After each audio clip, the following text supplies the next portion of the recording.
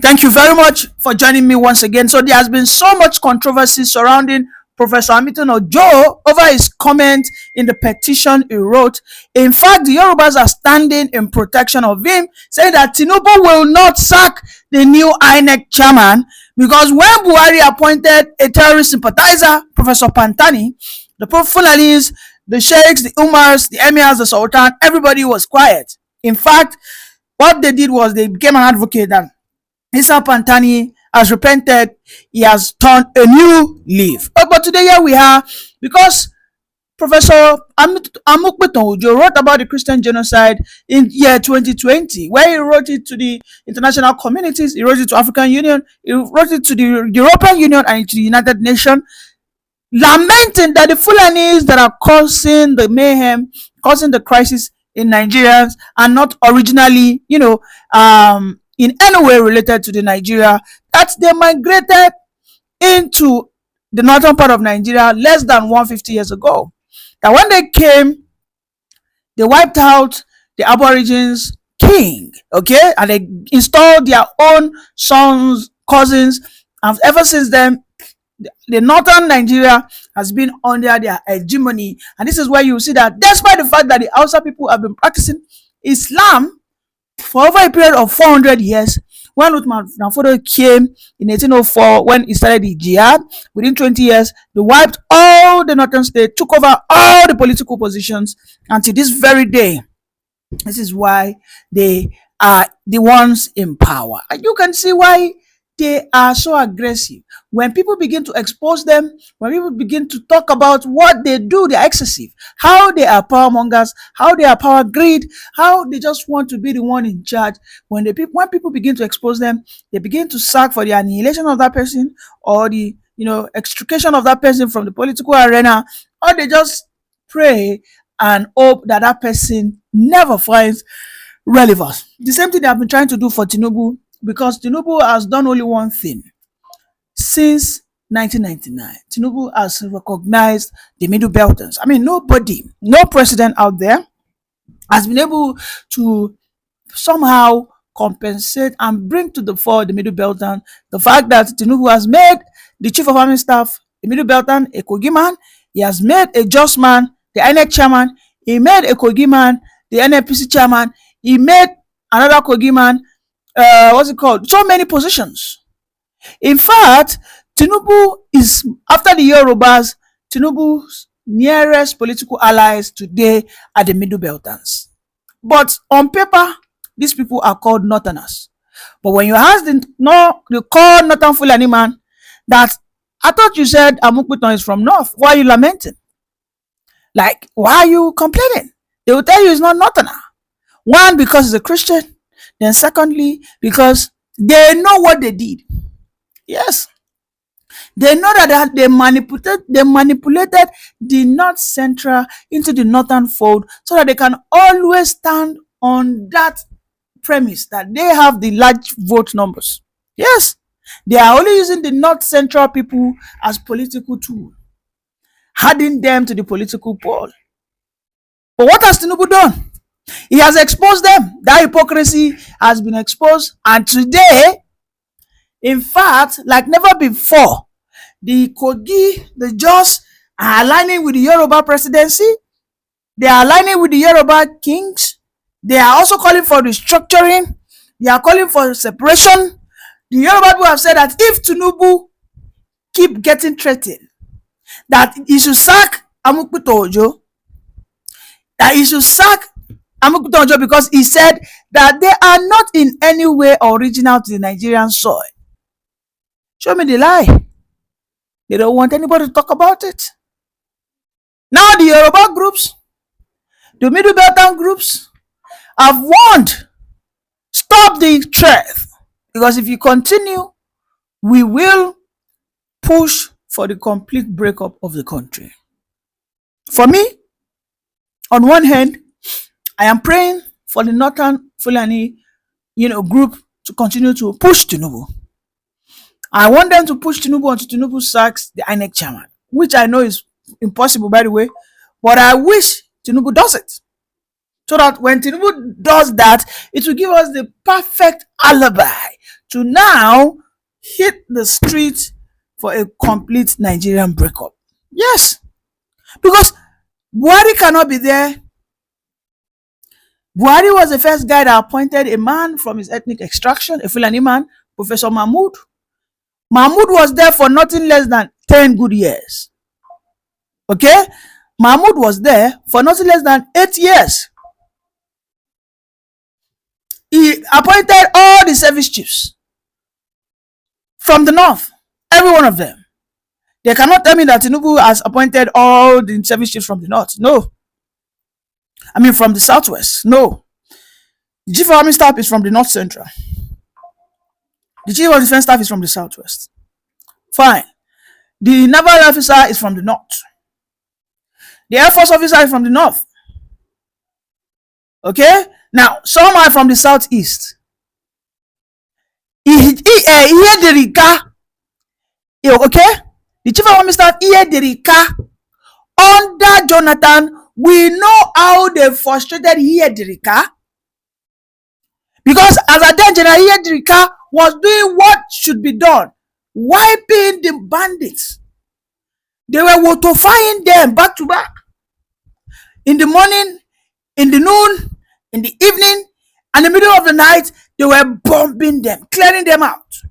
And that was when we saw Buhari came out to say, oh, an attack on the Fulani Boko Harams is an attack against the north. That was when the Sultan also came out. An attack on the Fulani bandits is an attack against the north. That was when Shegumi also came out. Then, in 2012, 2013, Shegumi said that these boys, these Boko Harams, are our own northern activists. That they are fighting for what we are clamoring for in the country. Yedirika. But then Jonathan was saying that these people are terrorists. Jonathan tagged them terror. They took that matter to the human rights. They took that issue to the global stage. They went to the United States to tell lies that those children are innocent, that they are just activists. For that, they pressure until Jonathan had to tell Yedidika to step down. But what they must understand is Jonathan no be Tinubu, Tinubu no be Jonathan. That's it. No matter how hard they think they want to press his neck, the Yoruba groups have warned. They have written their own counter message. If Tinubu tries to sack Amupitan, the Fulanis must be ready to go back to their ancestral land. I mean, look at what we have as a nation, where we are issuing threat, open threat to our fellow countrymen. And we call this a country. When we tell ourselves we cannot continue to be living in denial, in total deception, because I see, what I perceive, we're just deceiving ourselves on a daily basis that it go better. We know this thing is getting damaged, this thing is getting deteriorated. We know that this house that we call Nigeria has no roof. At any point in time, it will rain on all of us. Yes. A house that has no roof and has no door, no security, no cover against the sun or against the sunshine, then it is not worth living. Let everybody break away. The little money you have, you build your doors, you build your roof. But no, they will not accept it. Now they are the one going ethnic line.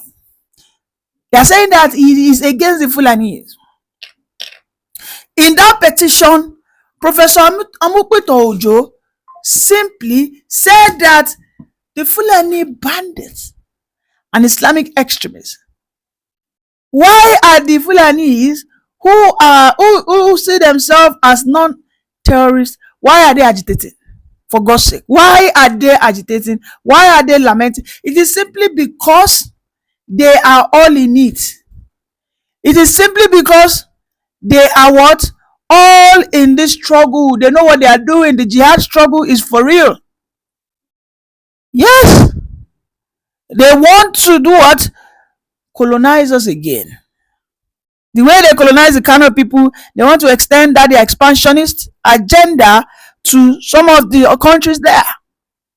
That's what they do. Okay, you can see that. I mean, there's a video I'm going to play for you now. In that video, you have to see they called Professor Amupitan. They said he's a bigot. He doesn't believe in one Nigeria. I mean, his petition is simple. The petition he wrote is very simple. Very, very simple. I want to read some aspect of those petitions for you before I go ahead and play the video of, you see the Northerners, how they are vituperating, how they are saying all manner of things, that this man must be sacked by Tinubu, otherwise Tinubu will have himself to be blamed. Quickly, what he wrote is simple. He said, Nigeria, we never agreed to be one. That's what he said. And when the British colonial master left, they handed it over to the North. What is the lie? What is the lie? He said the Fulani people only joined the Nigerian territory in the 19th century. And that is when I said 1803, 1804. That was when they started the jihad. He said jihad and conquest. They joined through religion, through trade and conquest. To this very day, you see that the Hausa people have no say. To this very day, you see that the Hausa people now are under the whims and caprices of the Fulani politicians. Okay, there were several other heterogeneous ethnic groups in the north, around Plateau, Jos, Kwara, Niger, but not, this man literally exposed what has happened pre the existence of the Fulanis and post the existence of the Fulanis. Yes. And he said these people who call themselves Fulani in most cases that come through other countries to cause mayhem must be designated as terrorists. But those that call themselves the Nigerian Fulanis, these are the people that will usually write themselves as Hausa Fulanis, they are now agitated, telling him to leave. They have to be dreaming or delusional. If Tinubu makes that mistake, he's not going to do it, but if Tinubu makes such mistake, they should forget about one Nigeria. Because if Buhari could have employed a terror sympathizer, Issa Pantani, a man who has called for the cleansing of Middle Belt, a man who has read fatwa on Christians in some part of his country, a man who is a well-known religious extremist. If Buhari couldn't sack him as a den, Amupitan, who has not done 2% of what Issa Pantani has done, will not be sacked. If they like me, then cry. They will learn, and they are going to learn in a hard way. Yes, because the Middle Belt are on the way of their own liberation. Yes, the Middle Beltans are like a cockerel that has not been allowed to cock for a while. They have not been allowed to crow. The older cockerel in the pen will not allow the young cockerel to crow. But now a man has come to separate them, whether it is bigotry, whether it is ethnic sensationalism, whatever grammar the northern Fulani oligarch want to use, that is their own cup of tea. The system cannot be the same forever. There has to be a time that there will be a change, and we'll begin to see the dynamics. Because when you take a look, the North Middle Belters, the Jos, the Kogi people, most of them have no any traditional affinity with the Fulanis. Nothing. If you go to Kogi, half of it are Yorubas, half of it are Igbos. Because it's a central point. So, and you will realize that they sit above the southern region. Yes, if you look at the map, you see this is Kogi. To your left, you have the southwest from Niger or Ilorin downwards. If you look to your right, from Kogi, Enugu, Ebonyi, Calabar, downwards to cross the river. So that is where they are. So you will realize that most people will go there for trade. Most people and most tradition that they have and language they speak. Ab initio was either they speak the southwestern part of Kogi will speak the Yorubas, the southeastern part of Kogi will speak Igbos. But somehow they said they are north. Now Tinubu has said he picked the former naval staff that he picked was from Igala, an Igbo man from Enugu, who was, of course, inside Kogi State. He left now. He sacked that man. He brought in someone else, chief of army staff from Kogi. They are saying that it's not enough. He went to go and bring Amupitan because Amupitan is simply saying the truth of the Christian genocide matter. They said Amupitan also must be sacked. But again, they will never demand for the incarceration of people like Isa Pantani that have pushed extremism and fanaticism in just less than 10 years ago. I mean, this hypocrisy, go walk around us. Anyways, let's listen to that video of that all those northern why they are calling Amupitan a tribal god. Let's listen to it together. Muna kira ga shugaba Tinubu ya gaggauta cire wannan mutumi, kuma in ma bai cire shi ba, 'yan siyasar mu na arewa wannan mutum ba zai muku adalci ba. Duk inda Bahaushe ko Bafulatani ya tsaya takara da wanda ba Bahaushe ko Bafulatani wa mutumin nan ba zai adalci ba dan ya fito da kiyayyarsa na Hausawa da Fulani karara. Duk inda dan arewa da wanda ba dan arewa suka tsaya takara wannan ba zai musu adalci ba zai wa dan arewa adalci ba dan ya ce arewa wai jama'ar mu na ƙarya ne, population din namu ma na ƙarya ne, karawa akai. Sojojin mu da 'yan sandan mu bai yarda da su ba dan ya ce 'yan arewa ne suka kankame wannan guri saboda su musulantar da Najeriya. Kaga duk ma'aikacin Inec musulmi ba zai samu amincewar wannan mutumin ba dan yana ganin kai ma an tura ka aikin gwamnati ne dan ka musulantar da Najeriya. Haka yace duka ma'aikatan gwamnati aka sa su. Abu na biyu, kamar yadda Nasir ya faɗa, da ba a rantsar da shi ba za mu yi kira a dakatar da rantsar da shi. Amma yanzu da aka rantsar da shi dole mu yi kira ga shugaba Tinubu cewa wannan bai dace ba, kai ma ba zai ba adalci ba.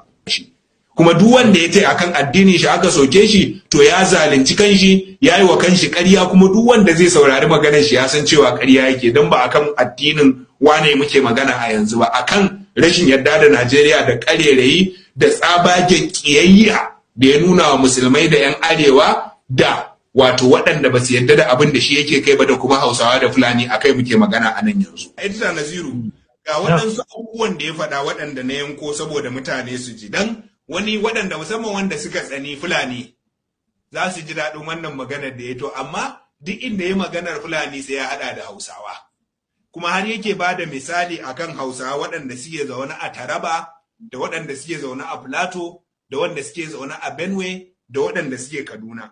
Yake cewa wai aikin Hausawa da Fulani shine sai su tashi wai daga garuruwansu sai su je garuruwan da ba nasu ba, jihohin da su minority ne, sai su zauna a wannan guri. In suka zauna suka ɗan daɗe sai su dinga kiran 'yan uwansu suna tahowa su ma su zo su zauna a wannan guri. To a wannan takardar da sabon shugaban INEC ya rubuta, ra'ayin shi ya faɗa, ba wani ya wakilta ba. Gaskiya ne ra'ayin a matsayin lauyan kowa ba, a matsayin shi ya rubuta ne, kuma daga ƙarshe ya sa hannu ya kuma buga tambarin shi na lauya cewa shi ya yi wannan rubutun. Kaga kenan ba wanda ya sai ya zo ya ce mana wani ya wakilta, ba kowa ya wakilta ba, daga farkon takardarsa mai feji 80 har zuwa ƙarshe ba inda ya ce wani yake wakilta a matsayin lauya. Wannan abu na farko kenan.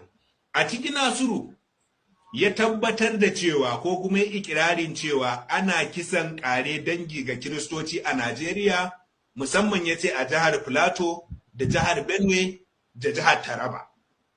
Kuma ya kawo abubuwan da ya ce hujja ne wanda ba ɗayansu da zai tsaya, yake nuna cewa waɗannan su ne hujjojin shi na cewa ana kisan ƙare dangi a Najeriya.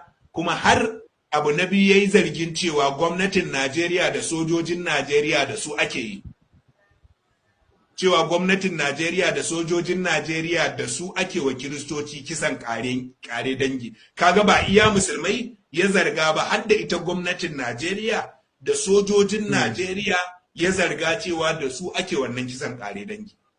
Abu na uku, ya ce Fulani kwata-kwata ba ƙabila ba ce a Najeriya kafin yakin Usman ɗan Fodiyo.